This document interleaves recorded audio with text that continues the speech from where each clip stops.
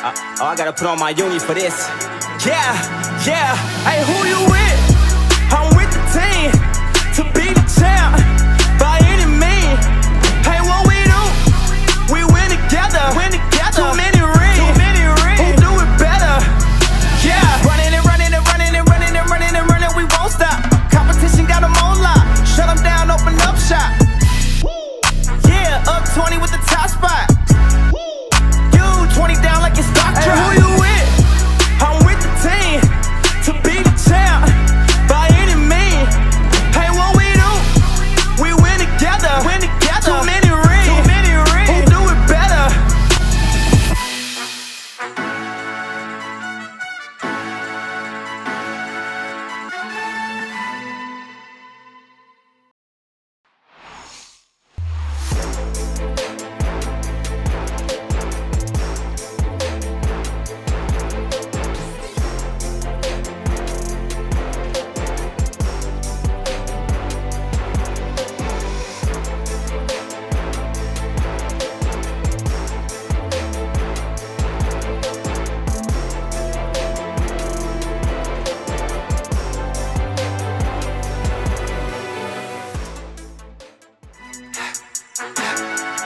Oh, I gotta put on my uni for this. Yeah, yeah. Hey, who you with? I'm with the team to be the champ by any means. Hey, what we do? We win together. Too many rings. Who do it better? Ladies and gentlemen, Dan the Dad is in the house. Huge ovation for a marquee matchup here at WrestlePocalypse.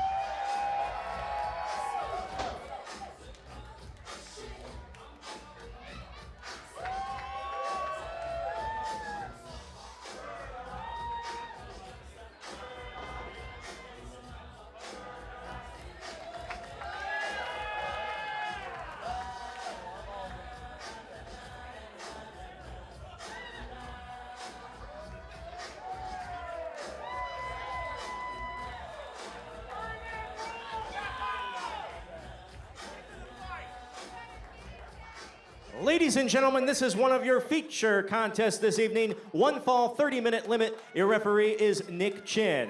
Introducing first to my right, from Tokyo, Japan. He's hot, he's spicy, he tastes great, Curry Man.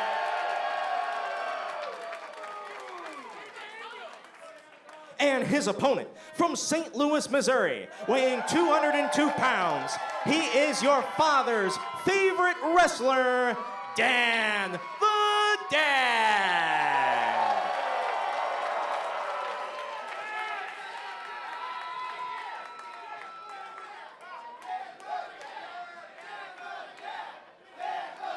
Ladies and gentlemen, there was all kinds of pageantry. There was all kinds of big match feel. But now it's time for these two to lock up center of the ring. Dan the Dad and Curryman. As Ben Simon said, a featured contest here at WrestlePocalypse. I hope everybody at home is ready for a barn burner, because this one will be unique, to say the least. Dan the Dad, if you are familiar with Glory Pro Wrestling, of course, synonymous with Glory Pro Wrestling, coming off of a heated year where he went back and forth with Kody Lane over and over again. And those two finally have that issue behind him, and Dan the Dad looking to have a iconic victory here over Curryman. Curryman on the other side of the ring, a legend, as he was announced from Tokyo, Japan, and you see him getting it there.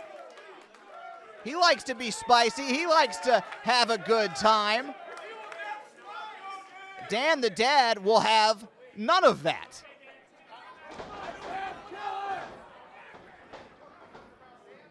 Dan the Dad finds himself in a headlock. Curryman. And Curryman dancing on top of his opponent. And then coming in with some short jabs right to the jaw. Oh, and Dan the Dad embarrassed. Curryman embarrassed. Of course, he had something on his face. He's wearing a mask. Rookie maneuver from Curryman. Curryman with that wrist control. Showing no ring rust by my count. This would be the first match in over 4 years for Curryman. Gotta wonder what he's been doing in that 4-year span, how he's been able to stay in such great shape. The world may never know. But here he is tonight, Delmar Hall.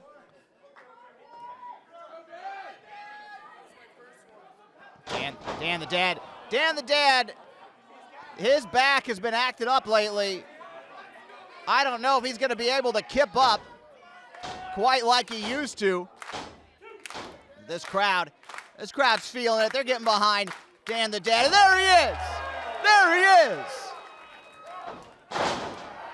And Dan the Dad now with some arm drags on Curryman, and he's in control of this contest.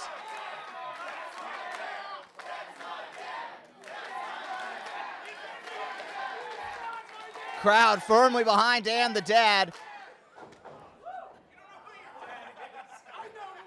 as he locks that arm wringer in tight. And now Curryman, he rolls through. Went to go sneak around, but Dan the Dad one step ahead. Roll through, and again, Dan the Dad able to keep control of that wrist lock. He's calling the referee over. I don't know what he's planning here. Whoa. Little worm action to throw off Dan the Dad. And an arm drag of his own. And Curryman's right back on top.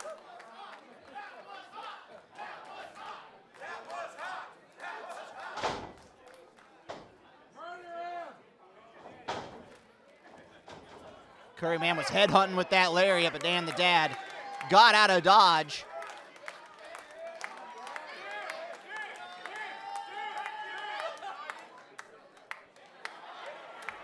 Dan the Dad needing to fuel up. Do not talk to him before he's had his coffee. That may be why he was fighting from behind in this matchup.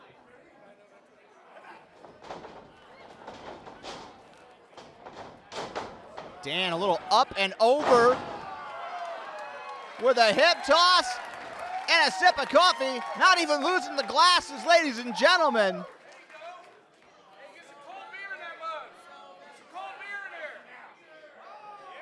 And a little smack talk from Dan the Dad.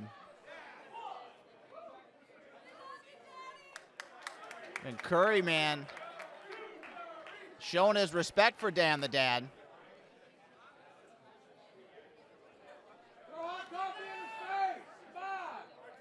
Curryman begging off Dan the Dad here. What is he? Wait. Curryman appears to have some sort of a foreign object.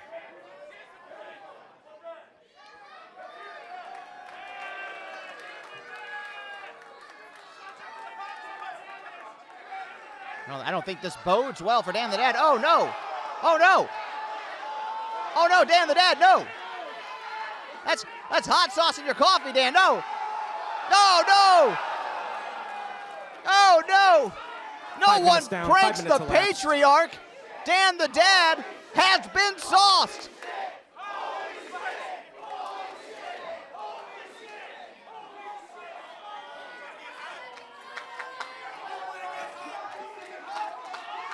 And this, well, Dan the Dad he's had enough. He's had enough of these shenanigans.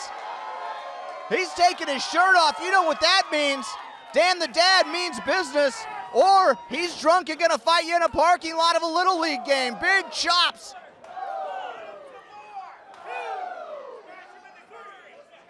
Dan the Dad throws Curryman into the corner. Big back body drop on Curryman. Curryman walks right into it. Back suplex there from Dan the Dad.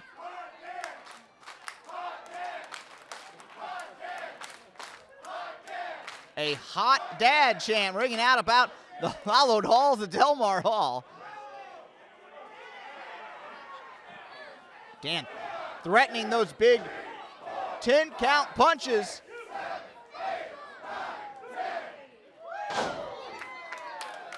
Gotta wonder if that affected Curryman as much as a normal combatant, what with him wearing some sort of protective device on his head.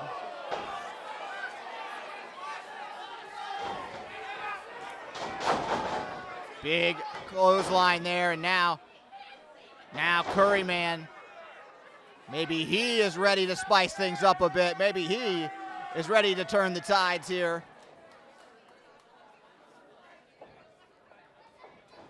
Curryman shoots Dan the Dad off, big back elbow.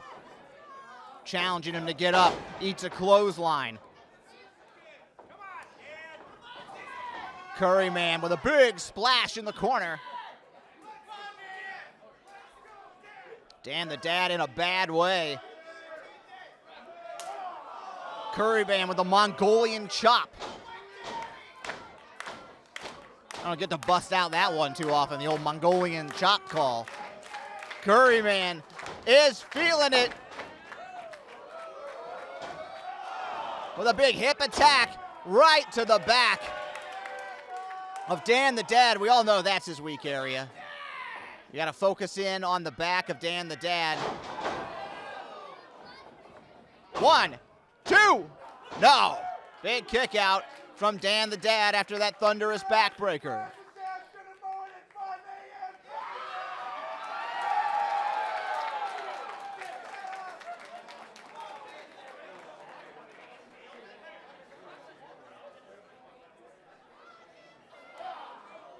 Big chop there from Curryman. Curryman chopping at the chest again.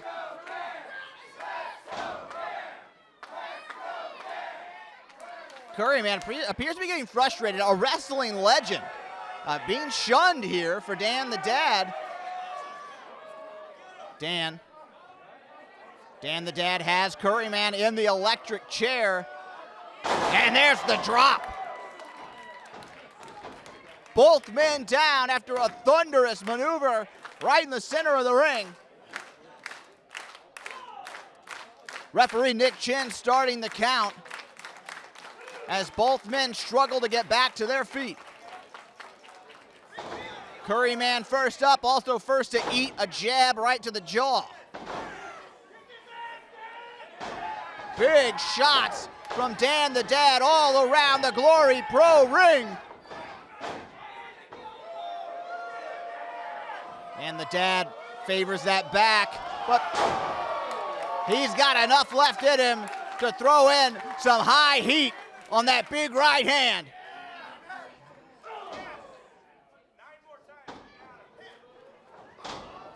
Curryman ducks under, big Luthez press, and punches, rapid punches to the head of Curryman. Where is Dan the Dad going now? But is that the hot sauce? Curryman.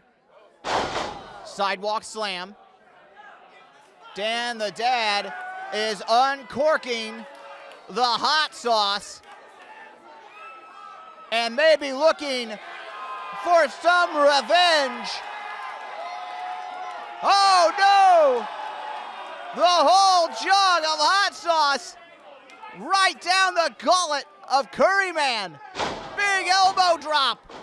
One, no! Clearly, 10 minutes down. That backfired. Hot sauce activating a Popeye-like response in Curryman as he kicks out at one and gets up stronger than ever. A calculated error from Dan the Dad. He may have created a weapon of mass destruction and an unstoppable force by feeding all of that hot sauce to Curryman.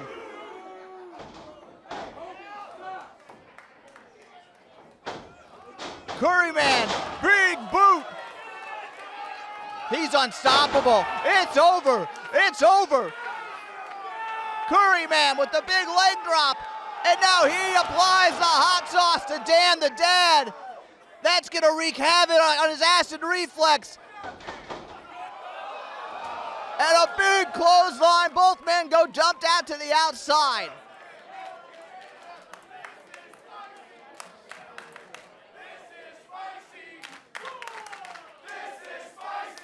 I said up top, ladies and gentlemen, we were going to see a unique contest. And I do not lie. Curryman and Dan the Dad now both in a bad way on the outside. That tumble to the outside took a toll on both of them.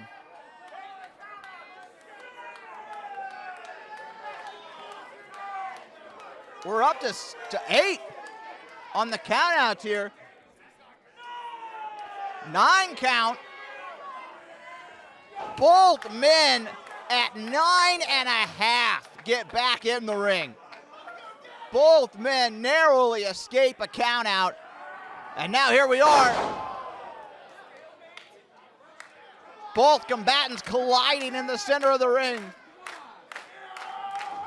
And again, each one has the other scouted. Who is going to give an inch? Who is going to take control and grasp victory? Another stereo set of clotheslines.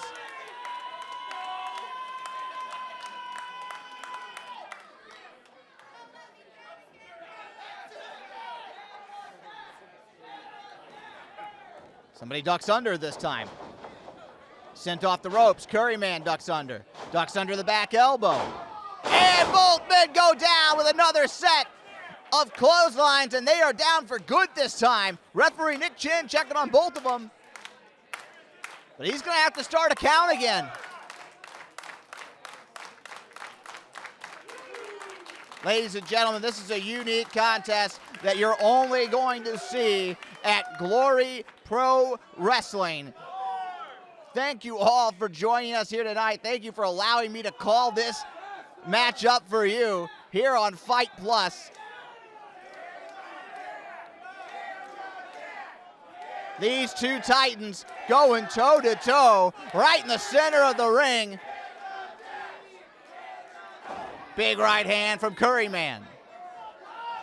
Answered by Dan the Dad. Huge right from Curryman. He may have hurt his own hand on that punch.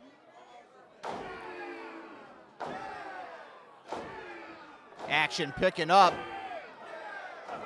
Strikes after strikes after strikes, and now just hockey fighting right in the center of the ring. Curryman breaks up the hockey fight with a knee to the breadbasket. Oh wait, Dan the Dad. Dan the Dad hangs him high there, but not able to capitalize as Curryman makes his way to the second rope, gets back to his feet. Can Dan the Dad capitalize here? Comes rushing in, big forearm. 15 minutes down. Big boot from Dan the Dad. He's looking for that backpack stunner, the baby on board, and Curryman had it scouted.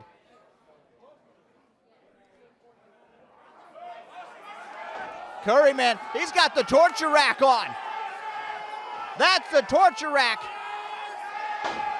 And he drives him down. He drives him down. 1, 2, 3.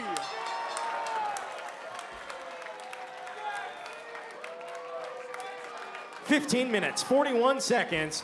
Your winner by pinfall, Curryman."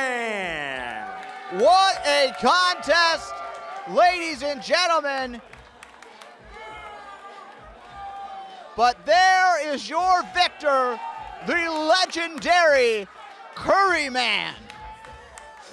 Why has Jim Butler been the area's top Chevy dealer for over 10 years? Because Jim Butler is the Chevy powerhouse. Trade and value, powerhouse. Selection and price, powerhouse. Financing, Powerhouse. powerhouse. Thanks for making Jim Butler #1 in the Midwest for over 10 years. How about the buying experience? Powerhouse! That's what I'm talking about. Now hit the jingle, baby. Jim Butler is the Chevy powerhouse! I gotta put on my uni for this. Yeah. Hey, who you with?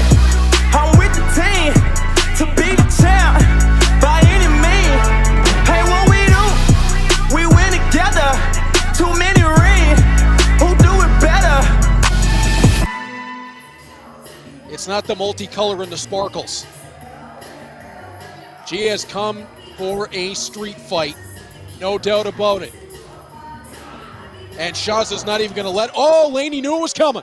And she got the knee up over the top rope to start this one up, and a boot to the side of the head. As I was saying at the beginning, I'm not sure with these two in a street fight.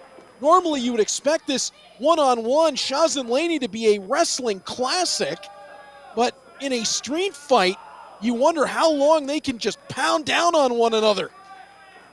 And Laynie, we may find out. Laynie sending Shazza out to the barricade, out to the table, and now whipping her right back off the ring apron. Shazza's even got the jacket off. And Laynie might want to be careful of that. There's some studs on that jacket for Shazza that I think she was just using to prime effect. Oh, Laynie comes right back with a forearm. That backs Shazza again into the timekeeper's table. And Ben just trying to get out of the way. Laynie snatches Shazza by the ponytail. She has not forgotten about what Shazza did. It cleared to engage. The sneak attack, the beatdown, running her into the barricades. And she is looking for a measure of revenge here. We saw Tootie Lynn get a measure on Heather Reckless earlier on tonight as Shazza's all the way back up the far aisleway and crawling onto the stage. Where's Shazza McKenzie going? And Laynie Luck is going to follow. Shazza again, dropping Laynie down on that aisleway and dragging her all the way out to the center of the entrance ramp. Shazza looking for the suplex on the entranceway. Blocked by Laynie Luck. Laynie tried to bring Shazza up. That's blocked. Again a block by Laynie and a block by Shazza. There's locked up, and now a clothesline lands from Shazza, and down goes Laynie. And again, Shazza using those studs on her jacket. You could see her turn the arm over for maximum effect to get those onto the body of Laynie Luck. Shazza gets a hold of Laynie and tosses her. Oh, Laynie caught herself on that ring apron, and luckily she did. Shazza with a boot. Laynie back down to the floor. Shazza is standing up on that entrance ramp at the pageant. She's up on the stage. She's going to fly. And down goes Laynie Luck on the outside. And now Shazza McKenzie's finally going to have an opportunity to ditch the jacket. And she's going to use it to strangle Laynie Luck on the floor. the studs on that jacket into prime use here. Laynie going to plundering, in the words of the late great Dusty Rhodes. Underneath the ring, she's picked out a chair. And she obviously has bad intentions in mind for Laynie Luck.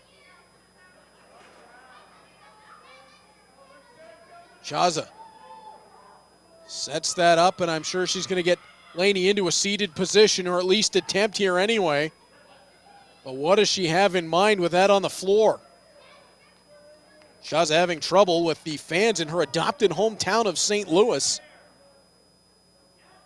I've never seen somebody move from halfway across the world and make enemies so quickly in her new hometown as she strangles away at Laynie Luck. And consider this, Laynie coming out against someone who has adopted St. Louis as their hometown. Laynie moved to Chicago. She got an ovation from St. Louis fans being announced from Chicago as she gets out of the way, and it's a drop toe hold onto Shazza McKenzie.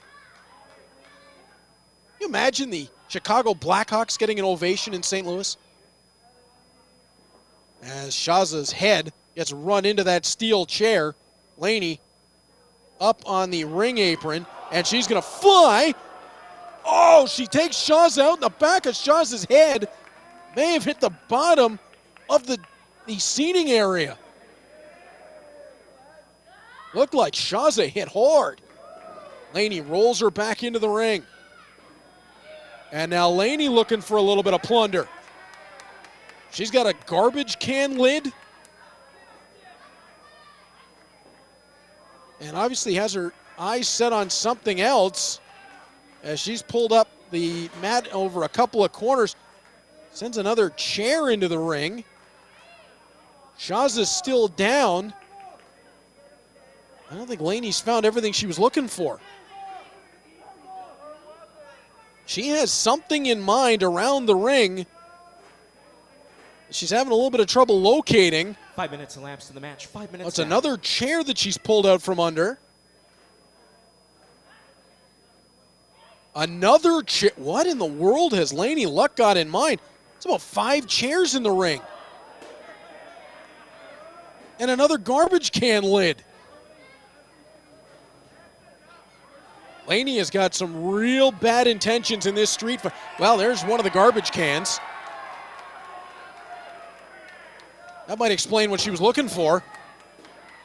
As Laynie tosses it over the top rope and back into the ring, but Shazza has had some time here to get set back up. Blocks Laynie with the chair. She may have taken too much time on the outside, and Shazza with the chair across the back of Laynie Luck. It may just have been too long taken, hooking the outside leg. Only a count of 2. Shazza looking to pick up the plunder herself. She'll set the chair up center ring. And Laynie Luck is in big trouble. Saito suplex attempt. No, Laynie able to batter Shazza away from it. Sends her to the corner. Laynie with the uppercut and that back elbow. Great combination as she gets Shazza up to the shoulders and sends her. Oh, Death Valley driver, and it broke the top of the chair. That's got to drive all the wind out of Shazza McKenzie just to count of 2. Oh, that had to be horrible. I think Laynie was trying to drive her straight through the chair, and what she ended up with might have been even worse for Shazza. It was the top of the chair that broke, and now Laynie's got a pair of garbage can lids. Welcome back to music class. It's cymbals. Shazza McKenzie gets her ears wrung. Now up to the shoulders. Shazza able to fight her way down. Now gets that side Saito. How did Shazza McKenzie have the wherewithal to pull that off? She just got driven through a chair, blasted to the side of the head with a pair of garbage can lids, and still managed to do that. Now the garbage can onto the head of Laynie Luck, and I don't like where this is going. Shazza putting the bad mouth on Laynie as she kicks away at the garbage can. Crowd counting along as she's putting dents in the side of that can. Now off the ropes, and oh, put the knee right through it. Oh, Laynie's got to be out. Laynie's got to be out as Shazza tosses the garbage can over the top rope. Counted 2 3/4. Laynie able to kick out of that, and I have no idea how. Shazza has Laynie in all kinds of trouble. Pulling her back up to her feet. Shazza sends her into the buckles, and that knocks Laynie down. Boot to the stomach, and a series. Now up to the collarbone and the throat, and just pressing in on the throat, the neck of Laynie Luck, sending her back over that bottom buckle. Shazza McKenzie now in complete control of this matchup. And she's got a chair set up over the face of Laynie Luck. This cannot be good. Shazza sets up in the corner. Charges, and the knee right into the chair, into the face of Laynie Luck. And Laynie goes out to the floor. And Shazza content to show off to the fans. You can't leave Laynie out there too long. Oh, wait, Shazza's got something in mind. She's going off the ropes. Shazza charges, and Laynie gets the chair up. Right into the face of Shazza McKenzie. Laynie rolls the chair back in, and Laynie's going back under the ring. This has burned Laynie once before in the matchup where she gave Shazza McKenzie too much time. That's a table. What do we need a table for? Did somebody go to Lowe's before this show? Where did all this stuff come from? As Laynie sets the table up on the outside of the ring. Oh, I don't like this. I know it's a street fight, but somebody is going to come out of this in big trouble the way these two ladies are going. They are bringing the fight to one another. Shazza puts the brakes on Laynie, who ends up on top of the table. Second time in the match, Laynie's gone plundering, and it's turned on her. Oh, an insult to injury here. Shazza puts on the wild unicorn. Uh-oh. Don't turn around, Shazza. I told you not to turn around. Bomb strike by Laynie Luck. And Laynie's going to jab Shazza in the head with that mask. The point on the nose of that mask, or the horn of that mask, pardon me, driven into the top of the head of Shazza McKenzie. Now Shazza on the shoulders. She had to fight her way down. Shazza rings out the neck of Laynie Luck over the top rope, pulls her back in. DDT on the chair. Hangman style, counted 2, and that is not all. Laynie got out of that. How in the world did Laynie get out of that? Shazza pulling Laynie Luck back up to her feet. Laynie in the corner. Shazza with the chop. Yeah, what is this going to be? Seating Laynie on that top rope. Now, when you got chairs and tables all the way around here, not sure I like the idea of somebody just getting sat out on that top rope like that. Because it can only mean bad ideas as Shazza McKenzie tries to climb, and now her work with the chairs gets turned around a little bit as Laynie gets a right hand in. Shazza's still in control. They're both standing on the second rope on the inside. Laynie steps. Oh, no, not to the floor. Not to the floor. Not to the floor. Brakes put on by Shazza McKenzie, thank goodness. That could be a career ender. Oh, Laynie gets jammed into the post by Shazza. And now Shazza has control of Tower of London from Shazza onto the chairs. Oh, that's it. That's all. It's over. Hook of the leg. Count of 1, 2, and 3. 12 minutes, 22 seconds. Your winner by pinfall, Shazza McKenzie. Shazza McKenzie picks up the victory in the street fight with a vicious Tower of London onto the pair of chairs. We start with fresh shredded lettuce. Add in thin sliced local tomatoes. Every sandwich gets topped with our secret recipe sauce, Cage sauce. All these elements top our steakhouse quality beef and American cheese to create the chopped cheese, a standard above the rest, only from Central State Sandwiches. Quality.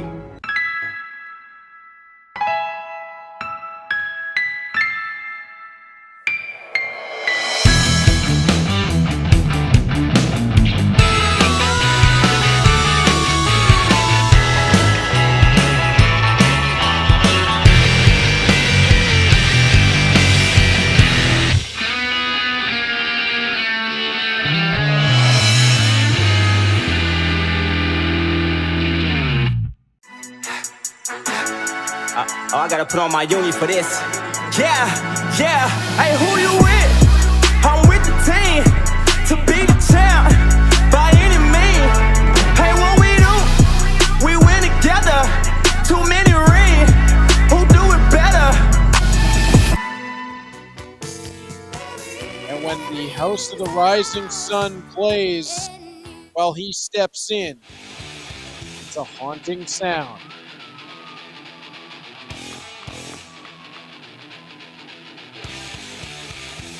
And it's his opponent who's been haunted. The specter of Kody Laynie has sleepless nights for WARHORSE. This is his moment for revenge. His opponent, weighing 4,000 pounds of raw heavy metal, he's here to rule as WARHORSE!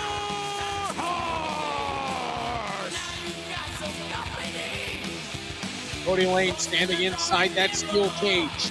He awaits the arrival of the red and yellow, the man who brings the thunder.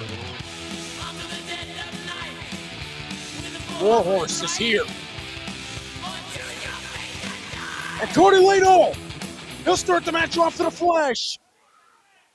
As Laynie boots that door into WARHORSE, and Laynie immediately before the match gets underway steps out of the ring to press that advantage. There was no question what the thought was. Kody Laynie immediately wanted to make an impact. He wanted to hammer WARHORSE. I saw him over with the official asking for the door to be closed, and WARHORSE turns it around on the floor with the drop kick. And now WARHORSE looks to take control as he's got Kody Laynie down in a heap at ringside and starts going to town, stomping a mud hole in the Southern Flamingo. You see on the back of his trunks, Kody Laynie says his friends call him Coco. I'll stick to Kody. As WARHORSE whips him with his own ring entrance jacket. And now, with that door laid open, Kody Laynie slingshot into it. This match is not even technically started. It will not begin until both men are inside the steel cage. WARHORSE shoving Kody Laynie in. He'll follow. And when that door closes, the bell will ring, and here we go. The only ways to win this match are pinfall, submission, or escaping the cage, and Kody Laynie gets run into it by WARHORSE.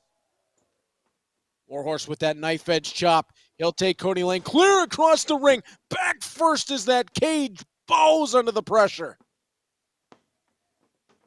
WARHORSE again rifles Kody Laynie into it. And Laynie is down and out. And I imagine WARHORSE is going to take his time in this one. We've already seen earlier on tonight, Jake Something picked up a victory over Dan the Dad. Those are the other two men involved in this rivalry, this feud that has continued on for months as WARHORSE lays in the damage. Oh, belly to back suplex turned into a backbreaker. WARHORSE hoisting Kody Laynie off the mat. Beautiful butterfly suplex. Has Kody down. Count of 1, 2. And Kody Laynie able to kick out. WARHORSE opening this match in complete control. Kody Laynie tried to jumpstart it. That backfired in a hurry as WARHORSE got his wits about him and went on to the offense. WARHORSE whips Kody Laynie in. He'll elevate, and Kody Laynie's trying to get out of the cage. He's trying to get up and over that top. He kicked WARHORSE away. There's an opportunity here. Kody Laynie instead is going to fly back in with the back senton. Thought Laynie may look to escape over the top. Instead, he'll hook the outside leg. He's only going to get a count of 1. I thought Laynie might look to escape over the top and out to the floor, but instead, he decided that he was going to turn the momentum of this matchup and fly back in, dropping on WARHORSE, and now Kody Laynie forcing WARHORSE back into the cage and then down to the canvas as the Southern Flamingo is having fun. WARHORSE down to the body, claps the ears of Kody Laynie. That could burst an eardrum. Coming off the ropes, WARHORSE drops him with a lariat, and another one as WARHORSE starts to kick it back into gear. To the buckles, WARHORSE flies in. Oh, Kody Laynie, what a move. Kody Laynie dove at the feet of WARHORSE. It tripped him and sent him flying into the buckles. That was brilliance from Laynie, who gets the full Nelson swing. Round and round he goes. Where he stops, only Kody Laynie knows. And wow, that's going to make everybody dizzy. Hook of the outside leg. WARHORSE might not know where he is, and count of 2.5. WARHORSE is going to have to try to rally the crowd behind him. Kody Laynie trying to take advantage. And that's the thing with Kody Laynie. I don't know of anyone who's ever said Kody Laynie isn't a great professional wrestler as WARHORSE tastes the steel. It's the tactics, it's the disposition, the attitude, and the propensity for the preposterous that has earned Kody Laynie a bit of a negative connotation in Glory Pro Wrestling. The Southern Flamingo is no stranger and not shy to take the shortcuts. As Kody Laynie gets a sleeper hold on WARHORSE. Yeah, good luck putting him to sleep. As WARHORSE down to one knee. Well, maybe I spoke a little bit too soon. WARHORSE on one knee, and Kody Laynie continuing to force him down towards the canvas. Can he put WARHORSE to sleep here? The arm goes up once. The arm comes down for a second. This could be over. No. WARHORSE able to keep the arm up on the third time. And he wants to fire up. He wants to get this going. The jawbreaker lands. Kody Laynie backed off. WARHORSE off the ropes. And Kody Laynie right back to the sleeper. WARHORSE snuck behind. Belly to back suplex. And Kody Laynie bounced off the canvas here at Delmar Hall. WARHORSE sets up in the corner. It's been a long night here at Locked Up for Glory Pro, but nobody's left. Everybody on the edge of their seats for this one. Off the second rope, and WARHORSE turns Kody Laynie inside out.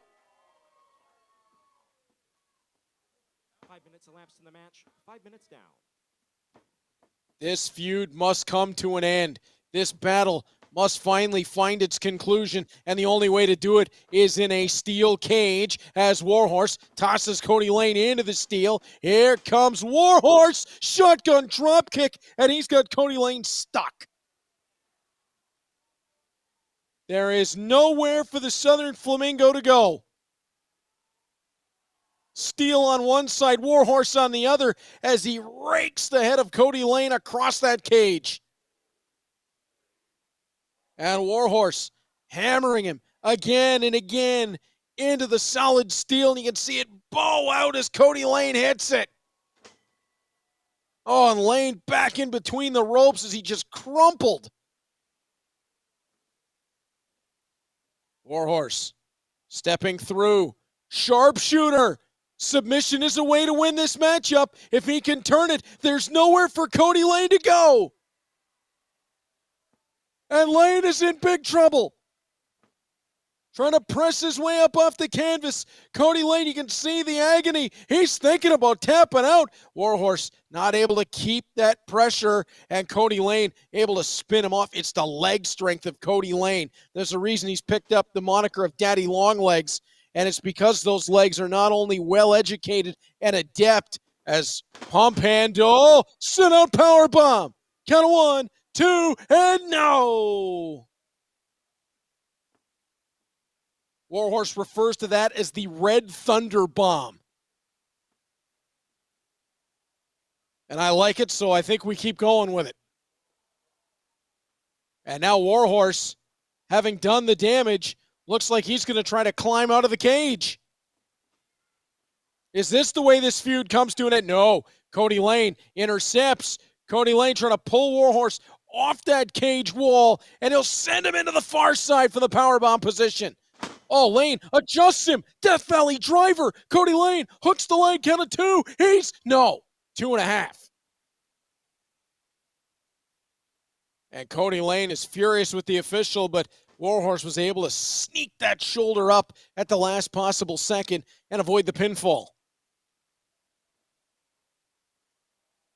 Lane clawing himself up on the far side. He has a chance now to get up and out of the cage. We've seen both men try for pinfalls. WARHORSE has attempted a submission. Kody Lane a sleeper. Same idea, a little different. And now both men have attempted to climb out of the cage. Right hands from WARHORSE as he hammers down to Kody Lane, who's stuck in a seated position on that top turnbuckle. WARHORSE hops up. Oh, he was looking for a Frankensteiner. Instead, Kody Lane grabbed onto the cage, hitting the brakes. Kody Lane, second rope, and Frankensteiner from WARHORSE. He got him on the second attempt. WARHORSE rolls Lane over to the outside, doesn't get a leg hook, but he presses down on his shoulders, and Lane's able to get out of 2.5. At any moment, this could come to an end, and you saw Lane to hop off his back and just throw a shot at WARHORSE. WARHORSE responds in kind. WARHORSE with Lane, center of the ring. He says, "This is all." The hoist. Lane lands on his feet, belly to back. WARHORSE lands on his feet. The go behind. Lane hung onto the ropes. He'll charge. Boot to the side of the head of WARHORSE, who's forced to back off towards the ring ropes. Kody Lane comes marching on. Lane has the brakes put on, and a second time WARHORSE putting the brakes on. This matchup has been non-stop from the very beginning. Lane off. No, WARHORSE cuts it off. He lands the right hand. That backs Kody Lane up. Lane now reverses. WARHORSE stays on. Round and round, a little do-si-do. Who's going to get the advantage? Lane gets WARHORSE off. WARHORSE hits the brakes. Wheelbarrow, roll through, step through, into the sharpshooter. No, Kody Lane able to shove him off to the cage. Turnaround, flipjack. Kody Lane has a look. He'll step up. There's that springboard moonsault. Count of 1, 2, not over. 2.5, and WARHORSE gets out. You hear Ben down at ringside say 10 minutes. It's got to feel like 20, if not more, for WARHORSE and Kody Lane, as they have had this match operating at breakneck speed from the time that, well, before the bell rang when Kody Lane jump-started it. Lane trying to climb his way out. He's got a hold on that top rung as he gets to the top of the cage. WARHORSE is going to cut him off. Bring him right back down. Lane stepped right into it. Whoa, he looked like he was going J-Driller. Instead, up and over the top. WARHORSE deposits him on the canvas. Now WARHORSE hits the ropes. There's that spring off the second. Lane got the boot up, and it's the second one that does the damage. Lane charges. WARHORSE met him. Tilt-a-whirl power slam into the buckles. Oh, Kody Lane is going to be calling a chiropractor. That's adjustment number 6. Wow.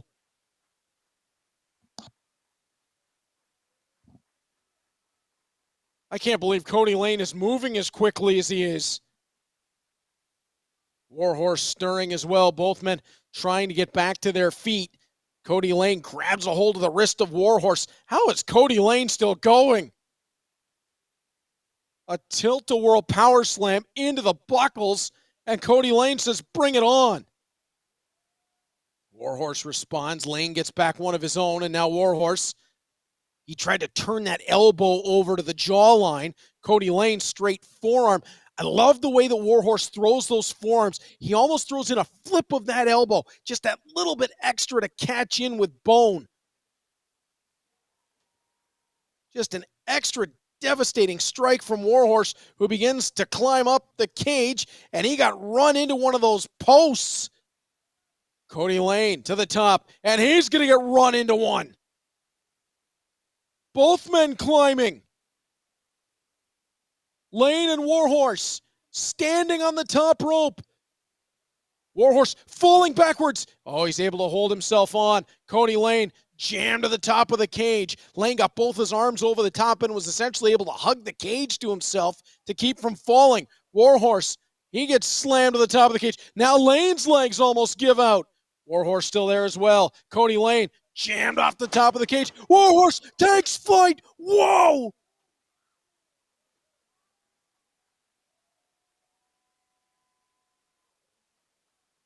Warhorse is busted open from being run into the cage, but just pulled off a ridiculous sunset bomb.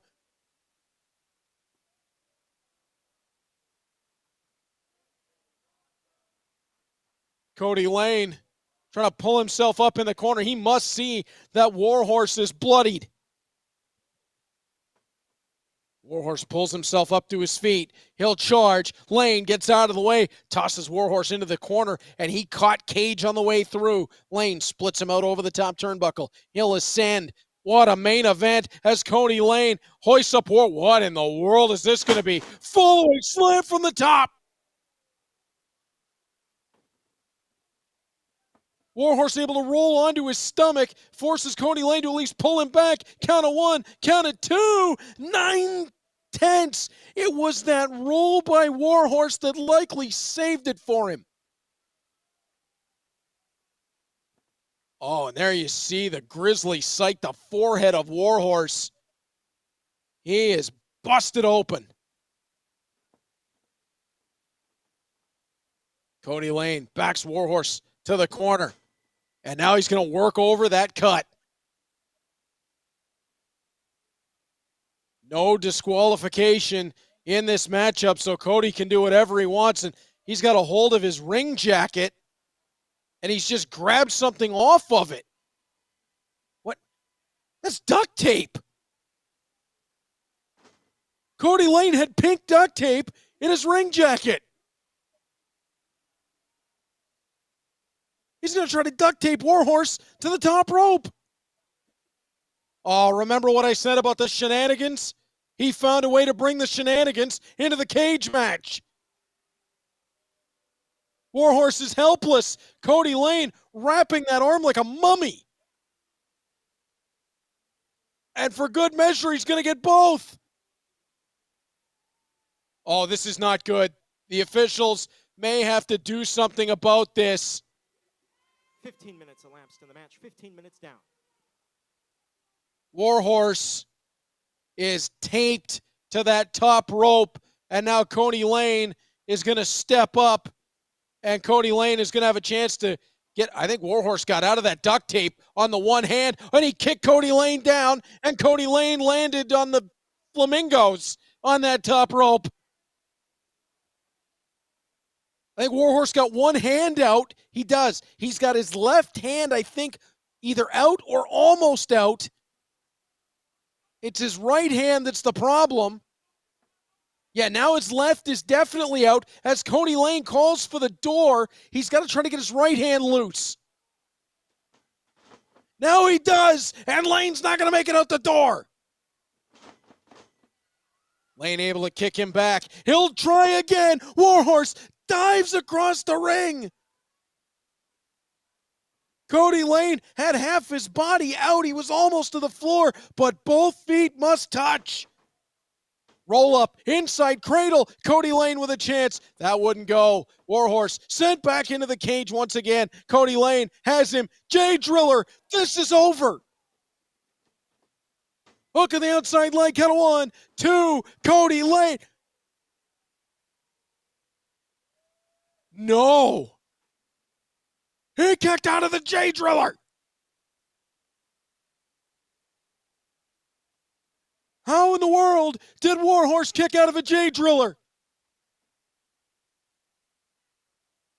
Oh, and you can see the gash on the head of Warhorse. Kody Laynie now climbing in the corner. This has got to be all. There's got to be nothing left for Warhorse to get up there and stop him. I stand corrected. Warhorse somehow, some way, climbs the cage, ascends, headbutts to Kody Laynie. No, I can't even think of the words. No care for his own well-being as he headbutts with the cut Kody Laynie to bring it back. Superplex from the top. He pulled Kody Laynie from outside the cage back in with the superplex.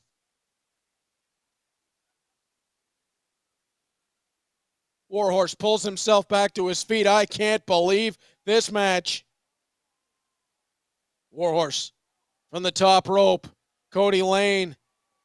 He looks like he might be out as Warhorse. Where is he going? What is he doing? Oh no. Almost all the way. He is all the way up. Almost to the roof of Delmar Hall. Hail to the king.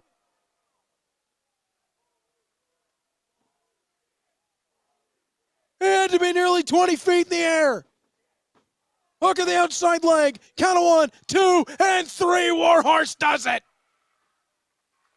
18 minutes, 14 seconds. Your winner by pinfall, Warhorse! My God, what a hellacious match that was.